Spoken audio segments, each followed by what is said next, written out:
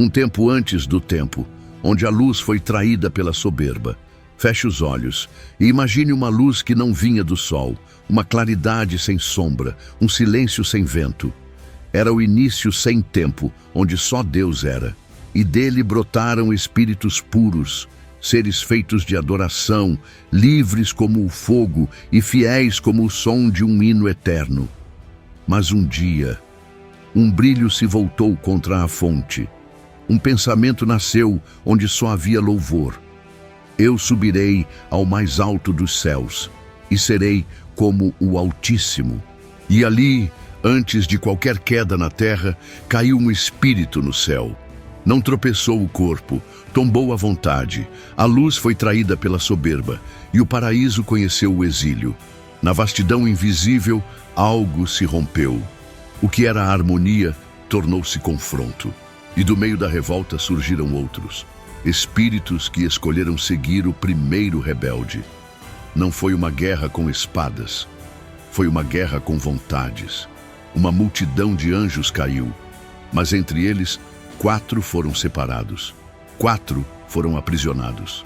4 não receberam liberdade para agir ainda.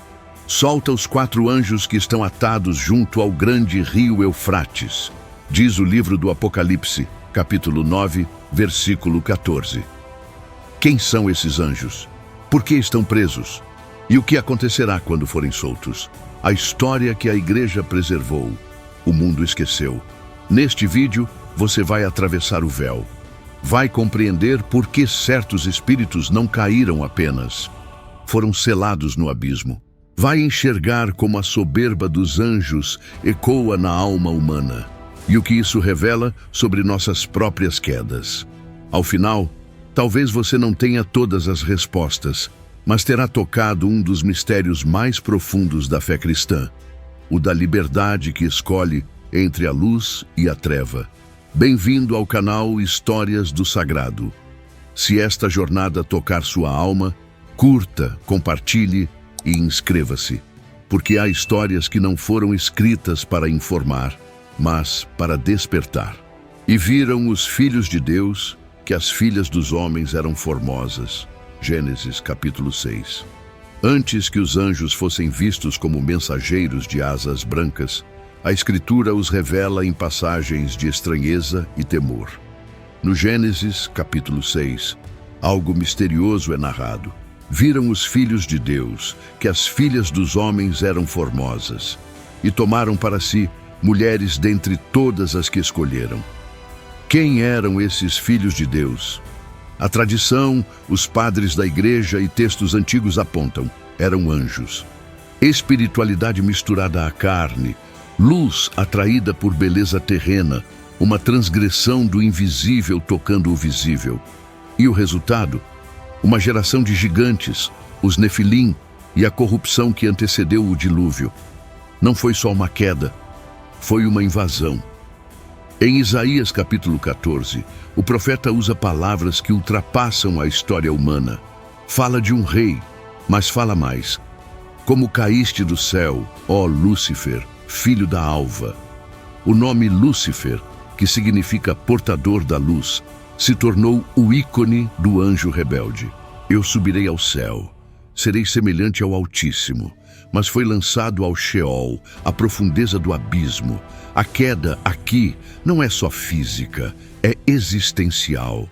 Um anjo que escolheu ser Deus de si mesmo. Uma criatura que, por orgulho, tentou ocupar o lugar do Criador. Foi a primeira revolução e o início do sofrimento. No Apocalipse, capítulo 12, a batalha se revela em imagens celestiais. Houve guerra no céu. Miguel e os seus anjos batalhavam contra o dragão. O dragão vermelho com 7 cabeças e 10 chifres é identificado como a antiga serpente chamada Diabo e Satanás, que engana todo o mundo. 1/3 das estrelas, isto é, dos anjos, caiu com ele.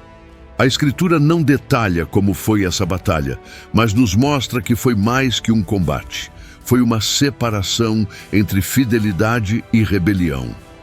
Um silêncio rasgado por um grito: quem como Deus? O nome e o clamor de São Miguel. A Bíblia, ao falar da queda dos anjos, não busca assustar, mas despertar. Cada texto é como um vitral quebrado, deixa passar luz, mas também mistério. Há mais perguntas que respostas, mas há uma certeza. Antes de o mal tocar a terra, ele se formou como escolha no céu. E se o pecado não começou no mundo, mas na vontade?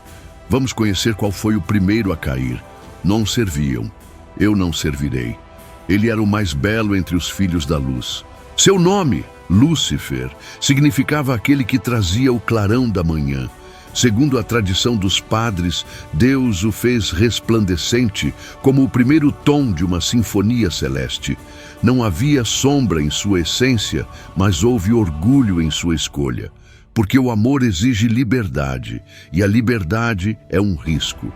Quando o plano da encarnação foi revelado, que o próprio Deus se faria homem, menor que os anjos, Lúcifer se ergueu em revolta. Não aceitaria servir algo que julgava inferior. Não serviam. Com essa única resposta, rompeu a ordem eterna. Mas Lúcifer não caiu sozinho. Como uma brasa que incendeia outras, sua soberba contaminou uma parte da hoste celeste. 1/3 dos anjos, diz o Apocalipse, foi arrastado com ele, não por medo, mas por fascínio. Eles viram nele uma promessa, não depender mais de Deus, mas ser como ele. Foi a primeira heresia, a autonomia absoluta, e então houve guerra. São Miguel, o arcanjo da obediência, se levantou com seu grito eterno. Quem como Deus? Não foi uma guerra de músculos, mas de vontades eternas. E a vontade que negou servir foi precipitada, não ao chão, mas ao abismo espiritual onde a luz não alcança. A queda de Lúcifer nos ensina que o mal não é uma criação, mas uma corrupção. Ele não foi feito mal, ele se fez assim ao distorcer o dom que recebeu. Por isso, sua rebelião é mais que um evento, é uma advertência. Toda alma que busca a si mesma mais do que a Deus revive em miniatura o mesmo drama. A soberba não é barulhenta, muitas vezes ela é silenciosa, elegante, teológica até, mas sempre diz a mesma coisa: não servirei. E quando um espírito eterno escolhe isso, não cai no espaço, mas na eternidade. Foi nesse silêncio partido que 4 anjos foram separados dos demais, não para agir, mas para esperar. Solta os 4 anjos que estão atados junto ao grande rio Eufrates. Apocalipse, capítulo 9, versículo 14. Há versículos que não se leem, se contemplam em silêncio. O livro do Apocalipse é feito desses abismos poéticos, janelas rasgadas no invisível. No capítulo 9, uma ordem soa desde o altar celestial. Solta os 4 anjos que estão atados junto ao grande rio Eufrates. O texto não explica, apenas revela. Quem são? Por que foram presos? Por que justo 4? E por que junto ao Eufrates, o mesmo rio que um dia banhou a antiga Babilônia, símbolo da soberba das nações?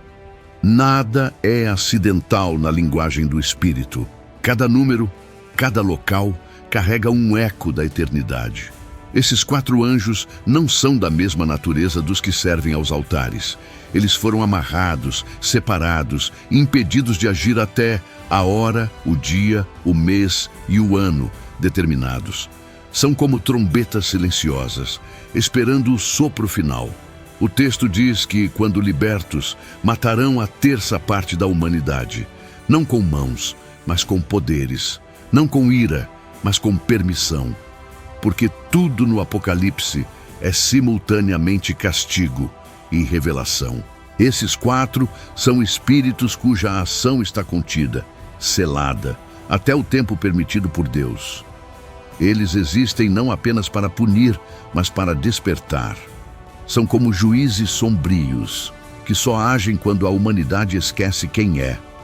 A tradição cristã, especialmente nos primeiros séculos, via esses anjos como seres caídos, distintos de Lúcifer, mas tão antigos quanto ele. Muitos padres e exegetas apontavam que poderiam ser os próprios líderes entre os anjos rebeldes, os que, segundo o livro de Enoque, se corromperam ao descer à terra e ensinar aos homens artes proibidas.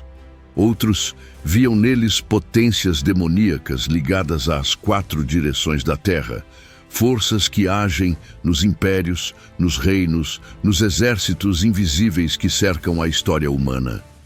O fato de estarem presos junto ao Eufrates, região fronteiriça entre impérios bíblicos, não seria acaso. Talvez ali estejam seladas forças espirituais que aguardam o cair das últimas muralhas. Mas o mais inquietante é que eles não caíram como os outros. Eles foram presos. Não é o inferno que os contém, mas algo mais misterioso, uma prisão espiritual temporária. Um abismo onde não há gritos, apenas espera. E o Apocalipse diz, quando forem soltos, trarão fogo e sangue. Não porque odeiam, mas porque obedecem. Não foi rebelião, foi juízo. São anjos que já não pertencem à luz, mas ainda obedecem ao tempo de Deus. E se os maiores instrumentos do castigo forem, na verdade, espelhos do nosso próprio afastamento, 4 foram atados e 4 reinos tremeram.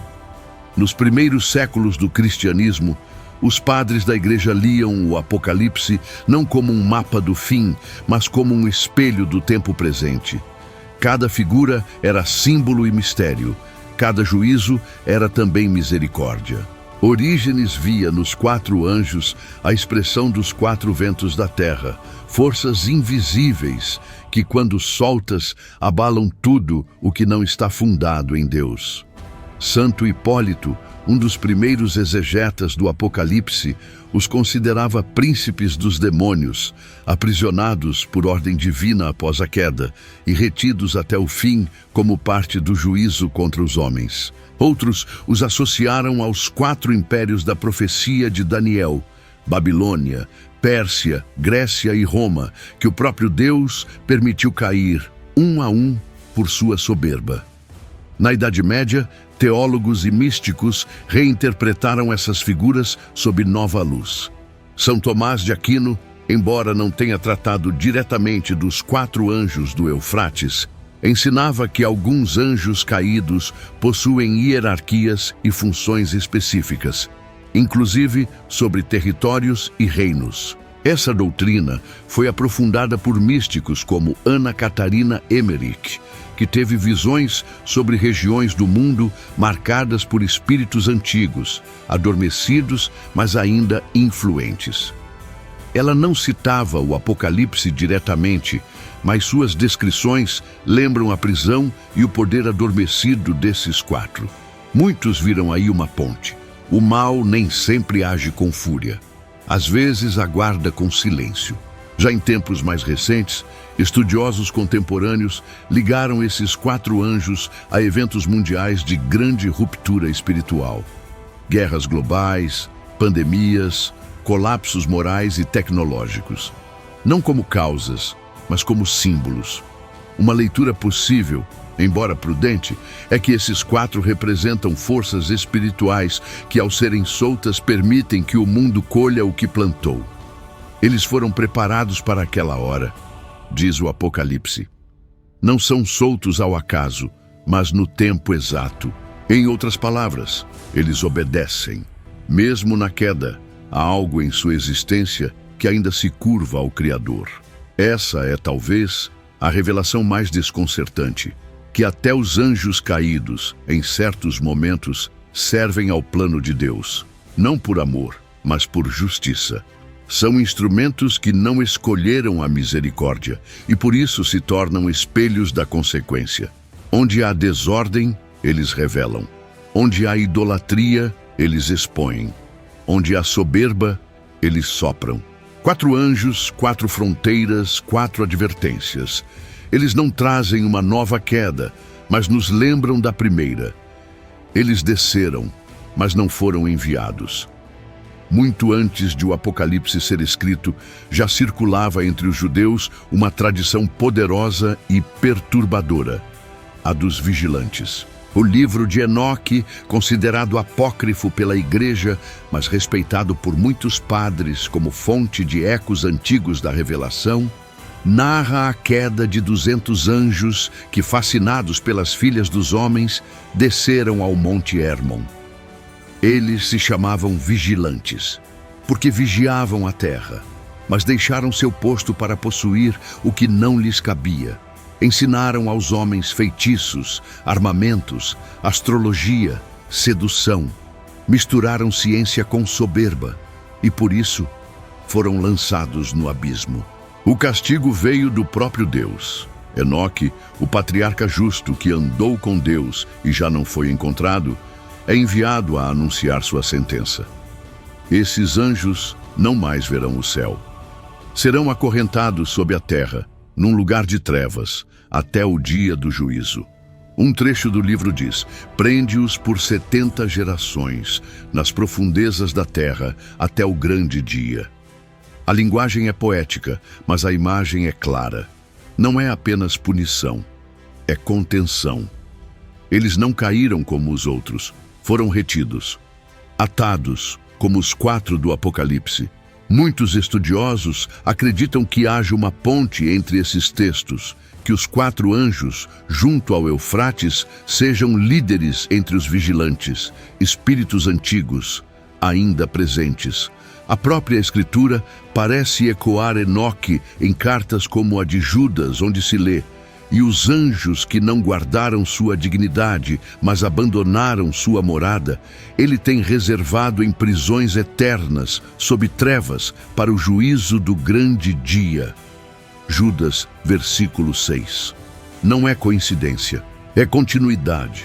A tradição bíblica reconhece que há seres caídos que não apenas foram vencidos, foram presos. E o que aprendemos com isso? Que nem toda presença invisível é livre, que há potências espirituais cuja ação é retida, até o tempo marcado. E se há anjos presos, é porque Deus ainda governa até o que parece perdido, e que há um lugar onde até o mal é contido, aguardando a hora. Eles foram lançados onde a luz não alcança e o tempo não corre. O abismo, palavra que parece mitológica, mas está enraizada na própria Escritura. Do hebraico terrom, do grego abissos, o abismo é mais que um lugar. É um estado de afastamento radical de Deus. Em Lucas, capítulo 8, quando Jesus expulsa a legião de demônios do homem possesso, os espíritos suplicam: não nos mande para o abismo. Por que temiam tanto? Porque o abismo é onde o mal é amarrado. É o lugar do silêncio de Deus. Não porque ele esteja ausente, mas porque sua presença ali se manifesta como justiça pura. Os anjos que ali estão não apenas caíram, foram interditados, foram retidos. É o cárcere espiritual para onde se lança o que não pode mais ferir a criação sem permissão. A doutrina católica não define o abismo como um local geográfico, mas como um estado real, uma prisão espiritual que antecipa o juízo final. O catecismo ensina que Deus não criou o inferno como um fim desejado, mas que as almas e os espíritos que se separam deliberadamente dele escolhem essa ruptura eterna. Mas há também distinção. O inferno como destino final é diferente do abismo como contenção temporária. São Pedro, em sua segunda carta, diz que Deus não poupou os anjos que pecaram, mas lançou-os no Tártaro, entregando-os a cadeias de escuridão reservados para o julgamento. Tártaro, palavra raríssima na Bíblia, designa esse lugar. É como se dissesse: há seres que não estão livres para agir. Ainda que sejam potentes, estão amarrados pela ordem divina. A tradição dos santos reforça isso. São João da Cruz fala de noites espirituais, onde a alma sente o peso de um abismo interno, o eco da ausência. Mas alerta, o abismo mais terrível é aquele onde não há saudade de Deus. Os anjos que lá estão, segundo muitos místicos, perderam não apenas a visão beatífica, mas a capacidade de desejar o bem. Estão congelados em sua própria negação. E mesmo assim, obedecem ao tempo. Isso é o mais misterioso, porque mesmo os caídos, quando presos, ainda obedecem. Não por amor, mas por submissão à ordem maior. Eles não são soltos quando querem, são soltos quando o Altíssimo permite. Isso nos revela algo profundo. O mal não tem liberdade total. Ele não reina, não governa, não se espalha à revelia. Até seus movimentos estão contidos por Deus. O abismo, então, não é apenas castigo, é limite. Um lugar onde a desobediência é amarrada até que o plano se cumpra. É também um sinal de esperança. Se há abismo, há justiça. Se há prisão para o mal, há segurança para os que creem. E se o abismo nos assusta, é porque a alma reconhece que não foi feita para ele. Não foi um tropeço, foi uma escolha. Os anjos caíram, mas não porque tropeçaram. Eles caíram por um sim que foi negado, por uma adoração que se recusaram a prestar. Sua queda não foi um acidente, foi uma afirmação de orgulho. E isso é o que mais aproxima sua história da nossa. Porque todo pecado começa com a mesma raiz: eu não servirei. A alma humana, feita para a luz, também carrega dentro de si a possibilidade de afastar-se dela. E quando o faz, não mergulha imediatamente nas trevas, mas começa a se isolar da fonte. Foi assim com Lúcifer, com os vigilantes, com os 4 anjos atados. É assim com toda alma que fecha as mãos diante de Deus. A Igreja nos ensina que a liberdade é dom sagrado, mas perigoso. Os anjos não pecaram por ignorância, mas por clareza. Eles sabiam e ainda assim escolheram, e por isso sua queda é definitiva. A alma humana, por outro lado, tem o tempo, tem a misericórdia, tem a cruz. Nossa queda nunca precisa ser eterna, desde que haja arrependimento. O abismo não está reservado aos que erram, mas aos que recusam voltar, aos que amam mais a si mesmos que a verdade. Por isso, toda vez que dizemos não à graça, nos aproximamos de uma geografia invisível, onde os ecos são frios e as luzes não alcançam. Não é o inferno que começa, é o afastamento. E esse caminho é feito passo a passo. Mas também há esperança, porque onde os anjos caíram e ficaram, a alma humana pode cair e ser levantada. Temos o arrependimento, temos a confissão, temos a Eucaristia, o próprio corpo de Cristo que desce até nossos infernos pessoais e nos ergue. O Senhor não criou abismos para nós. Criou pontes, criou cruzes, criou lágrimas santas, criou madrugadas de retorno. A diferença entre os anjos e os homens não é a capacidade de pecar, mas a capacidade de voltar.